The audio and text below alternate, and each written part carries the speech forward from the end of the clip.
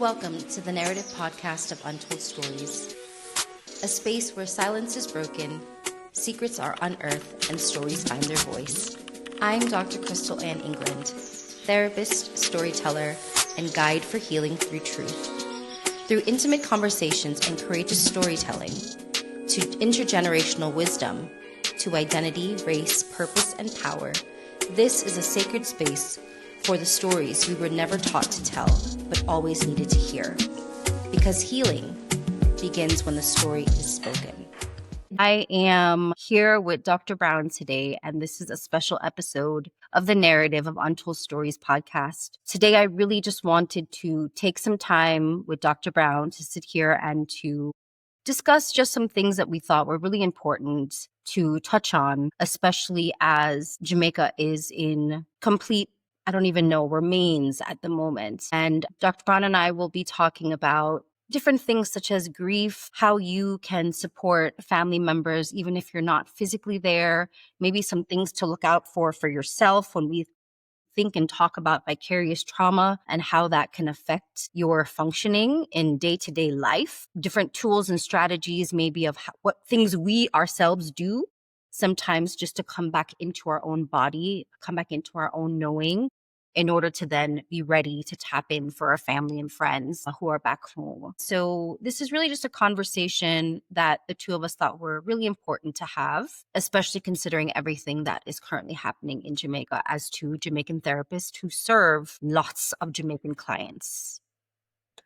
So, Dr. Brown, what are you thinking? I do want to start with acknowledging the collective grief we're all experiencing. And obviously, everybody is experiencing it on different levels. We are all impacted by what happened in Jamaica, whether we were there or those of us who live abroad. And it's devastating to watch. Everybody I know, everybody loves Jamaica, right?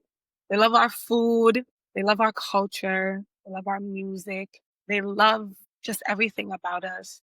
And it's also, I do feel hopeful in a sense, seeing people getting back to Jamaica. But again, like navigating through the grief can be tough, right? There's a lot of us, especially in the diaspora, who are suffering with survivor's guilt, feeling like there's more that we should do. We don't deserve having a roof over our head and all of those things. And we do need to hold space for the grief, hold space for the questions, because we're human at the end of the day. I was talking to my best friend yesterday and she called me. She was like, "Lisi, how are you?" I was like, I'm not okay. Actually, I'm not okay. And she encouraged me with a few words. She said, "I know how much you love Jamaica, but carry Jamaica in your heart, not on your back." Carry Jamaica in your heart, not on your back. And I think that's something that we all need to sit with, because as we scroll on social media, listen to the news, we are going to see some very devastating things, right? But we have to give ourselves grace and balance the amount of information that we're receiving and setting boundaries. You're absolutely right. You are absolutely right, Dr. Brown, because I think, especially there's something very special, a Jamaican who is removed from the physical island of Jamaica, right? Because that's one thing that I've heard across the board is that there's that feeling of guilt, right? That you're not physically, and let's be honest, even if we were maybe there, what could we really do? Maybe we couldn't really do anything, right? But just the feeling of, man, I'm not there to support people, whether that be just physically, whether that be, well, here, I have a piece of bread, let me give you half, right? Or you need drop, you want to go and find your family in this particular area, let me drive you there and then let's go and find your, right? Anything. But the fact that we don't even have that opportunity because we are removed from the island, there's such a level of guilt that is associated, that comes with that. And then feeling, just feeling, wanting to feel connected to what is happening and yet knowing that you're not, right? Because here we are sitting, for example, on Friday. Every Fridays, typically, I don't work. Oh my God. That was one of my gifts to myself this year. I said, Friday is my day, right? Yes. So this Friday, I went, as I always do, to go and love on myself and take care of myself and feedback myself after a long week of pouring into everyone else. And as I was eating my beignets and drinking my latte. I'm sitting there and the sky is blue and I'm in the middle of like this big old shopping plaza and I just felt so guilty. Like here I am buying this $8 latte. I just spent $10 on some beignets and I'm eating this, my gluttonous self by myself. There's no one to share this with, right? And meanwhile, my people don't have food, don't have clean water. And again, I know it's like, it might sound like, girl, get over it. It's silly. That's not a big deal. Like, you don't have control. But I think many Jamaicans have been feeling that way, right? That here we are in our comfy, cozy house with heat and light and fan and AC and all kind of thing, with our throwing away food at the end of the night after we eat dinner. And yet there's people who are literally don't even have water to drink. There's also like not just Jamaicans abroad, but even the Jamaicans in like more on the south side of the island who weren't as affected by the hurricane. They feel the same thing because you drive through Kingston, it's like a hurricane didn't even hit Jamaica. Everything is back to normal. And when you go on the other side of the island, it's unrecognizable, right? So you have people who are there who feel the same thing. I was actually talking to my cousin earlier today, and he was like, I am battling with survivor's guilt right now. Like, there are people down the street from me because he's in the Bay. There are people down the street from me, their house went underwater, and there's not much that I can do. Of course, out of the kindness of his heart, he's taking stuff out of his pantry and try to feed as many people as he can. But it's like, even with what he's doing, a part of him still feels like it's not enough.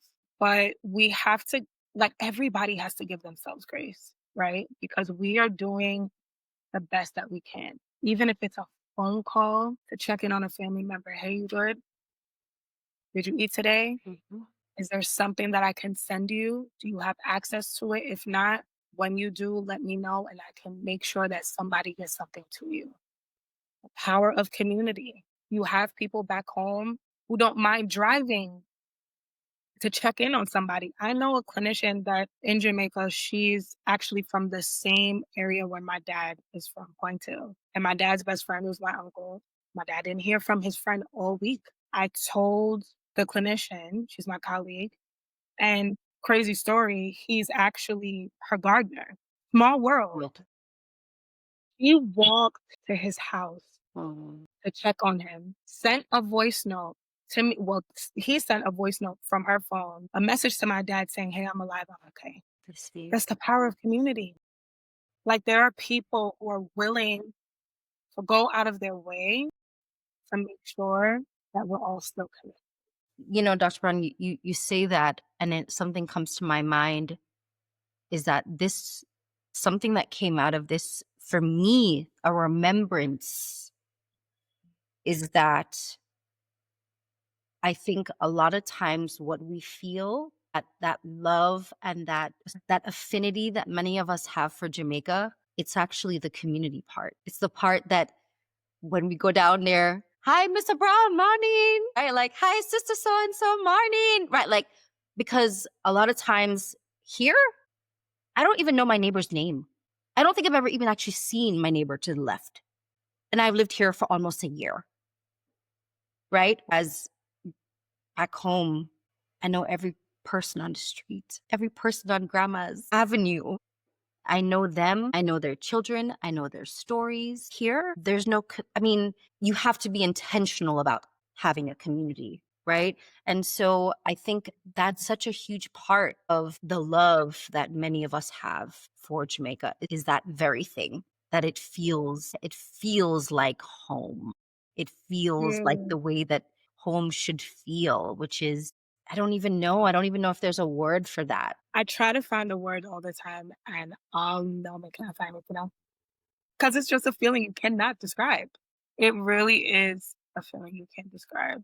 It just feels like an exhale. It's an exhale. You know, a story comes to mind. Oh, we're at Blue Hole, and the man them like to sell like the little water shoes for the people, and so for whatever reason, I think we forgot our water shoes. So my ex is there and he has, he's barefoot.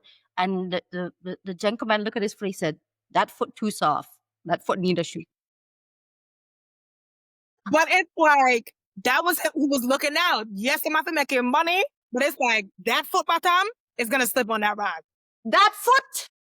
Oh, But that to me feels like home. yeah, I'm telling you. You know, it's like the love and embrace, but like with a good tight hug up, you know, where it just kind of shake you up, you know, like I don't even, again, there's no words really when I think about that. But I know you and I have talked about this. And I think it's really important, right? So we've been seeing all over people talking about the importance of the obvious things, people needing water, food, shelter, right? And for a minute, the thing we weren't talking about was mental wellness and the importance of that. And oftentimes I feel like when these kinds of tragedies happen, you know, natural disasters, people are always talking about Maslow's hierarchy of needs. But I think one thing that has become blaringly obvious to everybody is that mental wellness does not happen in a silo. And That's so what, while we might need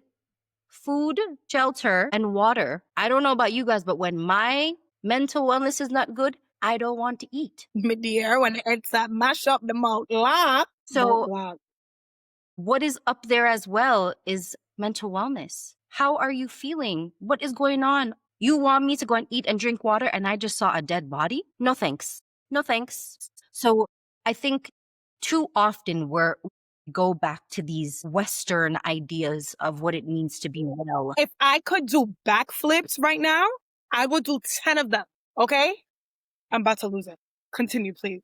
Continue. Forgetting, and this might be controversial, but that never stopped me, forgetting that we don't come from the West. For the people in the back and in the front. Say it again. So Dr. Brown, you know, I think we forget what we come from, right? What do we come from? Nah, it's the healing in the rhythm. Where we come from? The healing in the rhythm. There is a reason. So in this country, when we talk about the West, in this country, the drum, when the slave masters saw the power of the drum, do you know the drum was actually banned from the fields? It was. It was. The healing. Come on. The healing in the drum. And so, yeah, okay, you know, we can talk. Talking is great, but talking is not helpful for us completely. There's so much more to who we are as a people. And, you know, dancing, drumming, singing, these are all things that are important and are going to be an important part of how we begin to express. I don't know if you ever talked about this, Dr. Brown, but one of the things is, so again, talking about the West, okay? This scientist, because you know that I'm going to be careful what I'm going to say here. So this scientist he went and studied this African tribe. And he saw that the people were dancing, right? And beating the drum. And anytime that there were certain things that looked like what we would call depression, anxiety, even things like schizophrenia, right? They would bring the ailed into the middle of the circle and they would beat the drum. They would encourage them to dance. But it was a lot of like shoulder movements, it was a lot of like moving your bottom and what we would consider, maybe even people might say, oh, that's twerking, right? When in fact, they were just dancing and allowing the rhythm to come through them.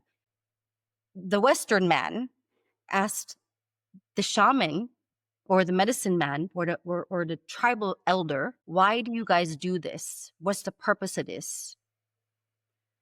And the elder said, well, if you watch when a lion, for example, has like a near miss where he almost goes and eats the elk, the group of the other animals will surround that one animal who was able to get away. And you'll notice in the wild that he shakes. So all of them will surround him and he'll shake as he's running away. They all surround him and he's shaking. That's him releasing the trauma of the near miss. And the elder said, when we witness that, we see that we can learn that when we have trauma, and of course, he didn't use the word trauma, but when we're going through things, when the people have things, we also, this is how we release. Yeah. Right? And so we like to think that we are better than the animals or we know more and our brains are bigger, but we're no more than a caribou with a big brain. You know, and this is why and I tell people this all the time, the clinicians in Jamaica, They are so gifted and obviously competent in their practice because they understand how to engage the people in our culture. They know talk therapy doesn't work for everybody. So there are clinicians who specialize in psychodrama, right? They have group dance therapy, art therapy, music therapy, and they use the rhythm of reggae and dancehall to help people heal and release the pain that they're experiencing. So it's true, we cannot adopt a westernized view when it comes. Can't. because we're It's not missing. going to work. We'd be missing. Oh, wait. That drum? Now I have to get a drum. I have to get a drum. You I have gotta to get one get of a those drums. drum. Gotta get one of You those have to. drums. Dr. Brown, I kid you not, for years, the drum was calling me.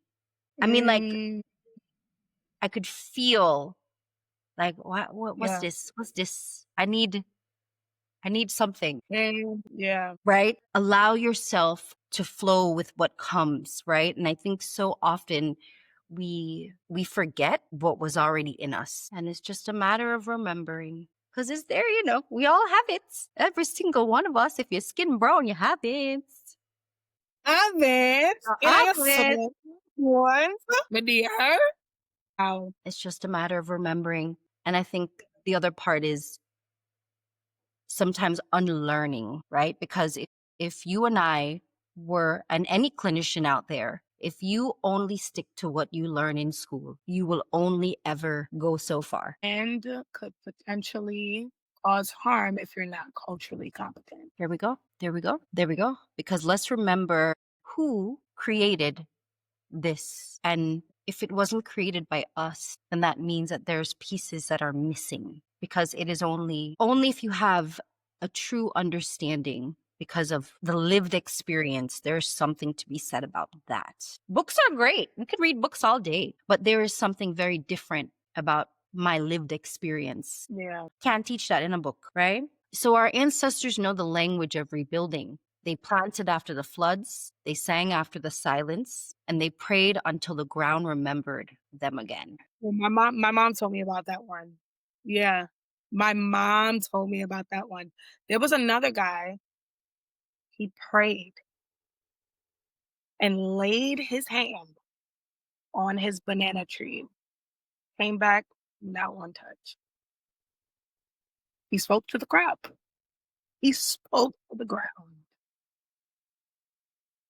He did.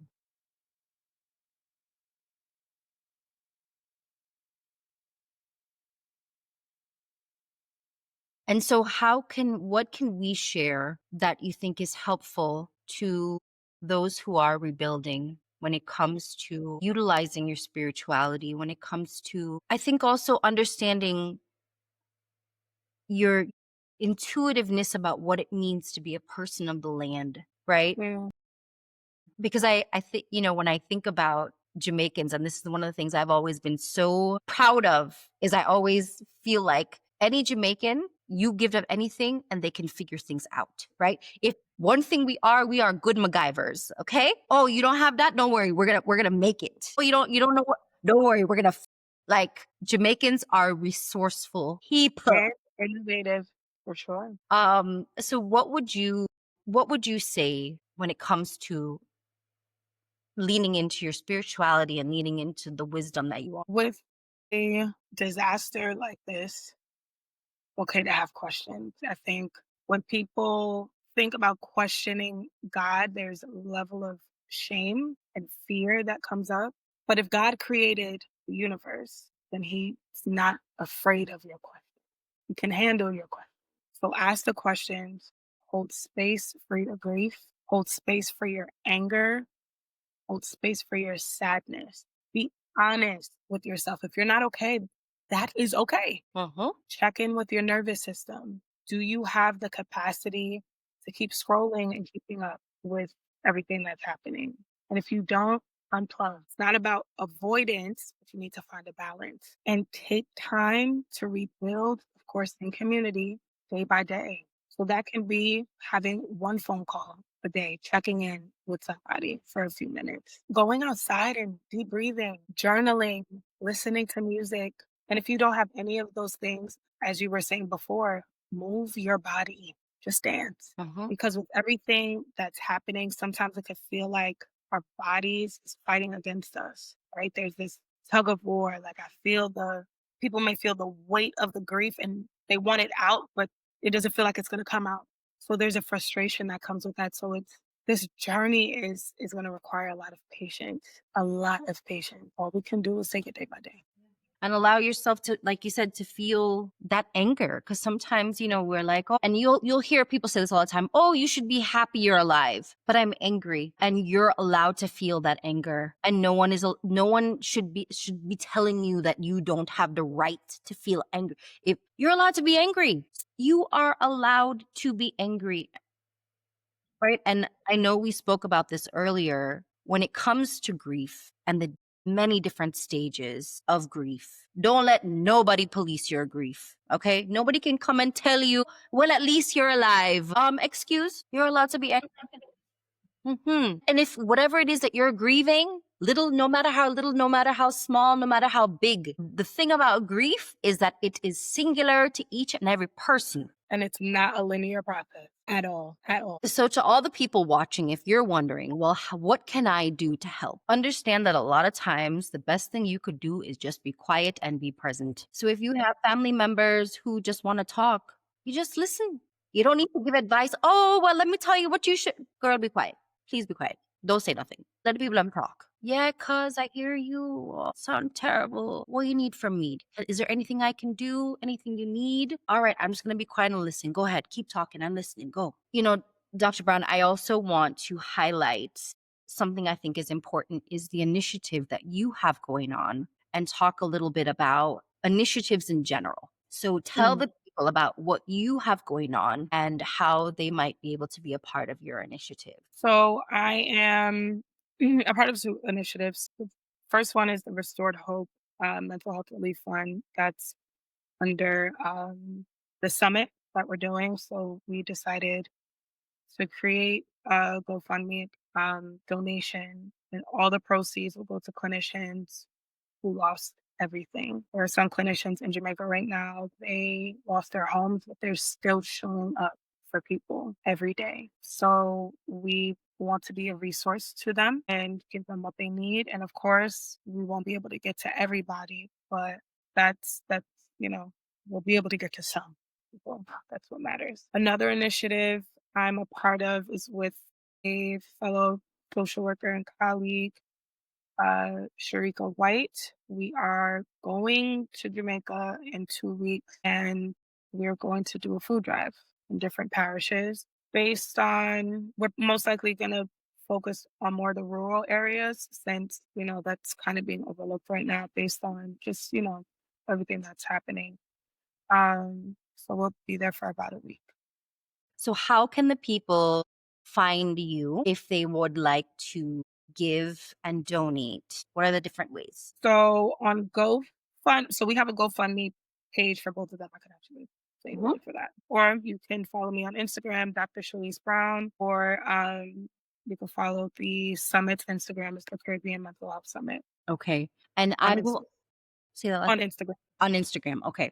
And I will also have this information available for you guys down below that you can click the links and go directly there. Or if you'd like to just type it into your search, that's fine too. Dr. Brown, so I'm wondering, is there anything else that you feel? I mean, I know there's so many things. I feel like there's so much that we weren't even able to really touch on, but is there anything else that you think is really important when it comes to just the grief and everything that's happening right now? I think collectively we need to hold on to hope. And sometimes it's hard to feel hopeful when you see the devastation that's happening in Jamaica.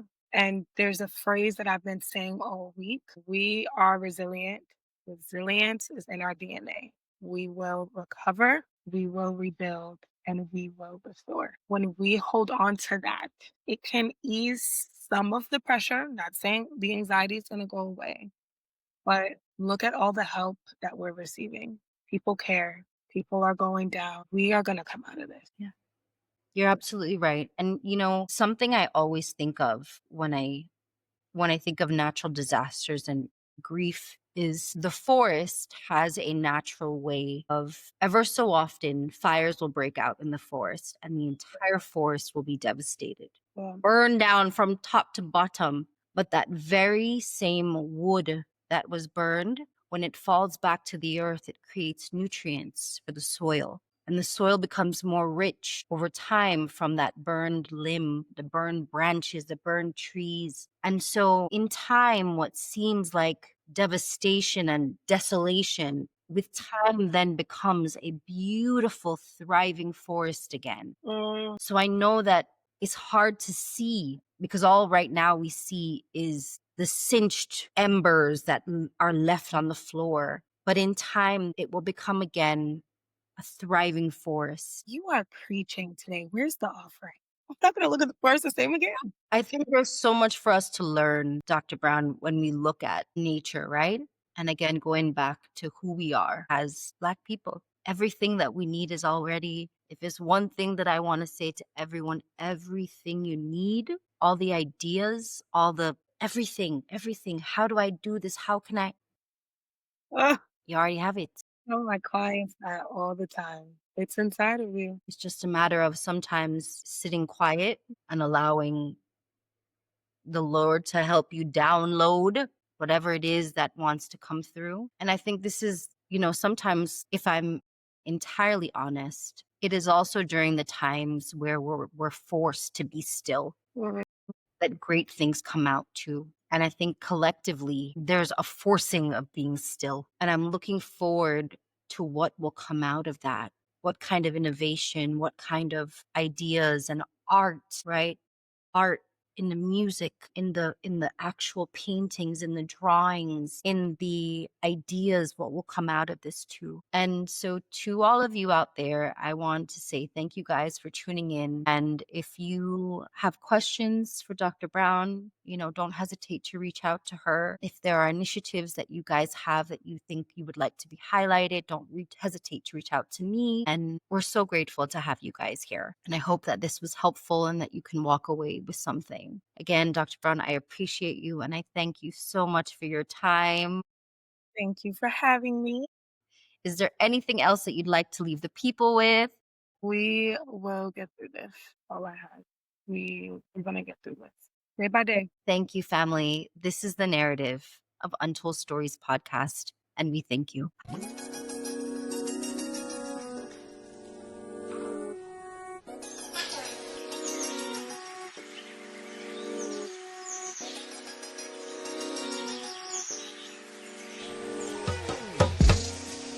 Welcome to the Narrative podcast of Untold Stories, a space where silence is broken, secrets are unearthed, and stories find their voice. I'm Dr. Crystal Ann England, therapist, storyteller, and guide for healing through truth. Through intimate conversations and courageous storytelling, to intergenerational wisdom, to identity, race, purpose, and power, this is a sacred space for the stories we were never taught to tell, but always needed to hear. Because healing begins when the story is spoken.